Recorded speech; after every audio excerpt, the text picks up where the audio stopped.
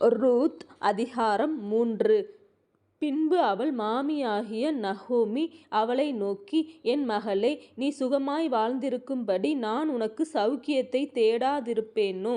நீ போவாசின் வேலைக்காரிகளோடே கூடியிருந்தாயே, அவன் நம்முடைய உறவின் முறையான் அல்லவா? இதோ அவன் இன்று ராத்திரி களத்திலே வார்கோதுமை தூற்றுவான். நீ குளித்து எண்ணெய் பூசி உன் வஸ்திரங்களை உடுத்திக்கொண்டு அந்த களத்திற்குப் போ. அந்த மனுஷன் புசித்து குடித்து தீருமட்டும் அவன் கண்ணுக்கு எதிர்ப்படாமலிரு. அவன் படுத்து கொண்டபோது அவன் படுத்திருக்கும் இடத்தை நீ பார்த்திருந்து போய் அவன் கால்களின் மேல் மூடியிருக்கிற போர்வையை ஒதுக்கி நீ படுத்துக்கொள். அப்பொழுது நீ செய்ய வேண்டியது இன்னதென்று அவன் உனக்கு சொல்லுவான் என்றாள். அதற்கு அவள், நீர் எனக்கு சொன்னபடியெல்லாம் செய்வேன் என்றாள். அவள் களத்திற்கு போய் தன் மாமி தனக்கு கற்பித்தபடியெல்லாம் செய்தாள். போவாஸ் புசித்து குடித்து மகிழ்ச்சியாயிருந்து ஒரு அம்பாரத்து அடியிலே வந்து படுத்து கொண்டான்.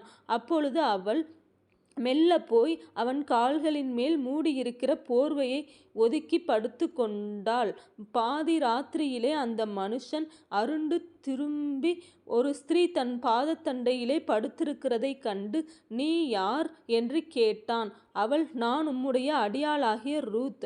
நீர் உம்முடைய அடியாள் மேல் உம்முடைய போர்வையை விரியும். நீர் சுதந்திரவாளி என்றாள்.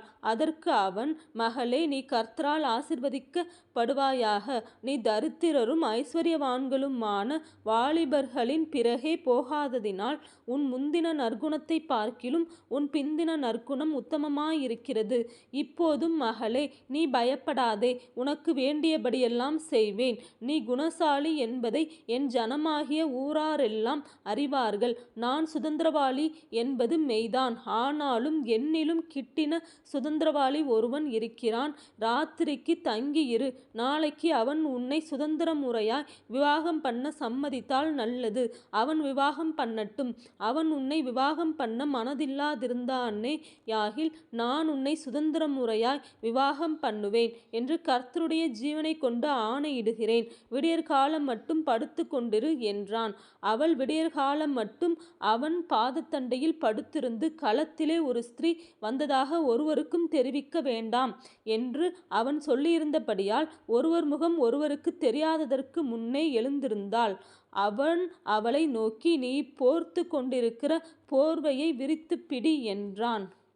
அவள் அதை பிடித்தபோது அவன் அதிலே 6 படி வார்கோதுமையை அளந்து போட்டு அவள் மேல் தூக்கிவிட்டு பட்டணத்திற்கு புறப்பட்டு வந்தான். அவள் தன் மாமியினிடத்தில் வந்தபோது அவள், என் மகளே, உன் செய்தி என்ன என்று கேட்டாள்.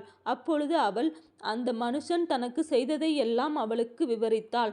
மேலும் அவர், நீ உன் மாமியாரண்டைக்கு வெறுமையாய் போக வேண்டாம் என்று சொல்லி இந்த 6 படி வார்கோதுமையை எனக்கு கொடுத்தார் என்றாள்.